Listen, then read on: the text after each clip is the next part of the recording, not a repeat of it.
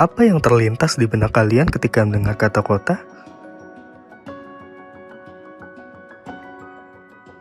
Gedung-gedung tinggi, kawasan SCBD, pusat pemerintahan, atau mungkin kemacetan dan segala permasalahan yang cukup kompleks. Lantas, apa bedanya kota dengan perkotaan?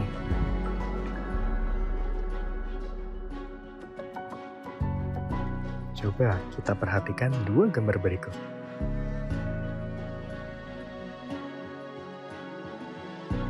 Sudah ada gambaran bukan? Iya, kota hanya menggambarkan batas administratif suatu wilayah, sedangkan perkotaan merupakan kumpulan beberapa wilayah yang kemudian membentuk kota induk dan daerah pendukungnya.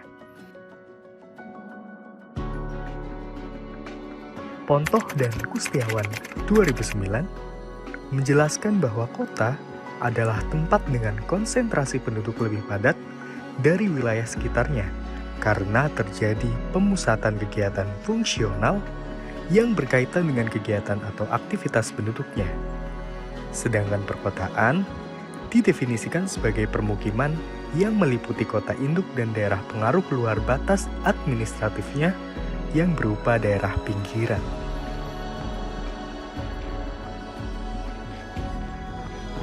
Ngomongin tentang perkembangannya nih, mengapa sih kota itu ada?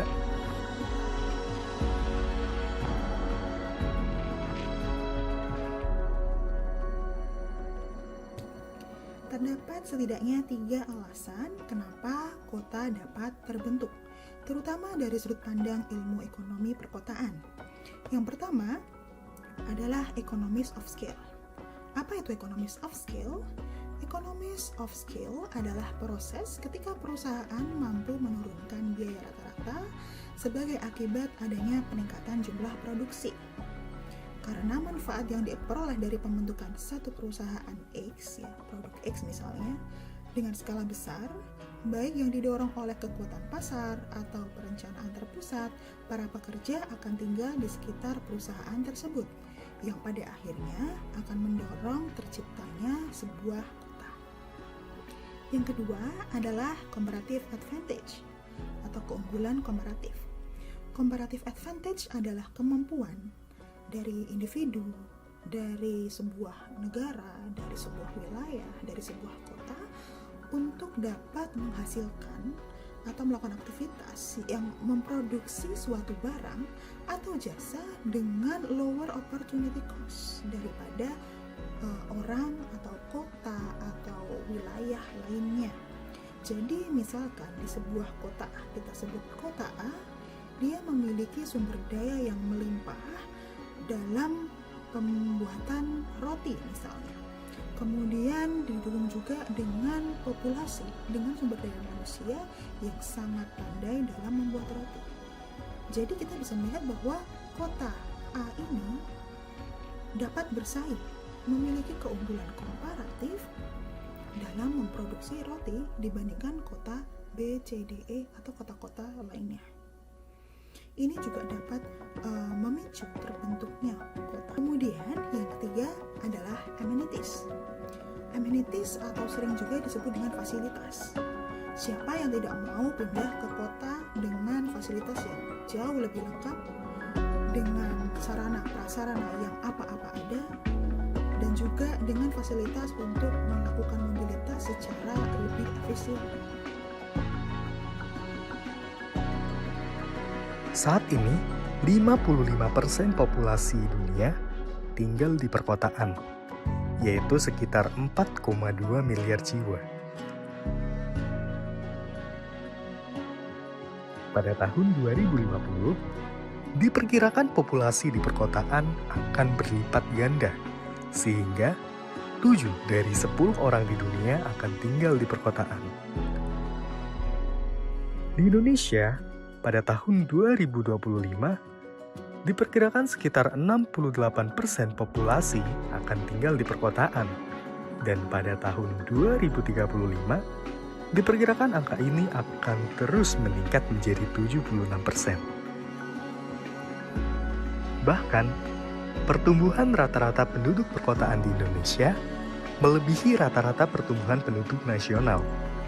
Pertumbuhan rata-rata penduduk secara nasional adalah sebesar 1,17% per tahun, sedangkan pertumbuhan rata-rata penduduk perkotaan adalah sebesar 2,75% per tahun.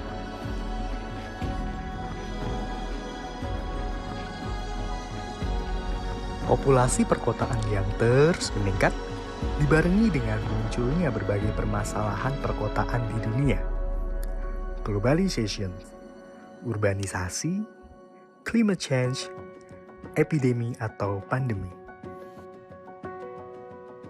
Bagaimana dengan permasalahan perkotaan di Indonesia?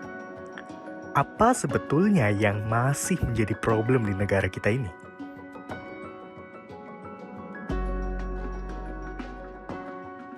Yap, masalah ketimpangan. Ketimpangan ini dapat menjadi akar munculnya tantangan-tantangan bagi pembangunan perkotaan di Indonesia. Di antaranya, urban sprawl, perubahan iklim, rumah tidak layak huni, konsumsi air tanah perkotaan, serta pengelolaan sampah. Oleh karena itu, diperlukan berbagai upaya, salah satunya melalui perencanaan dan perancangan kota yang baik.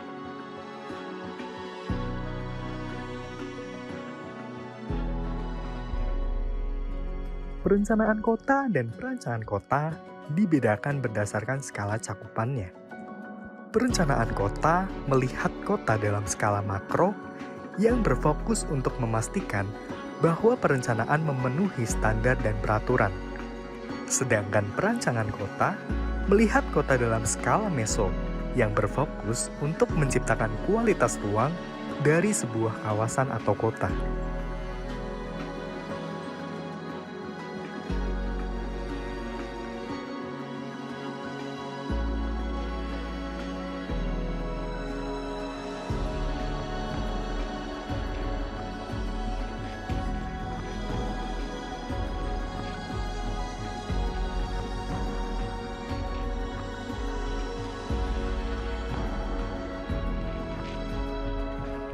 Jadi, sudah bisa menyimpulkan bukan? Mana yang terlebih dahulu dilakukan? Antara perencanaan kota dan perancangan kota.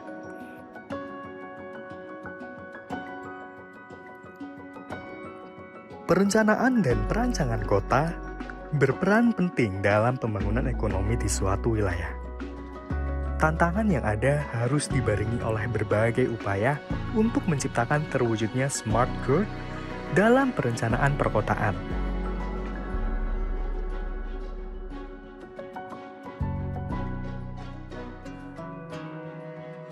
Perencanaan kota dalam pembangunan ekonomi diikuti oleh berbagai tantangan yang muncul.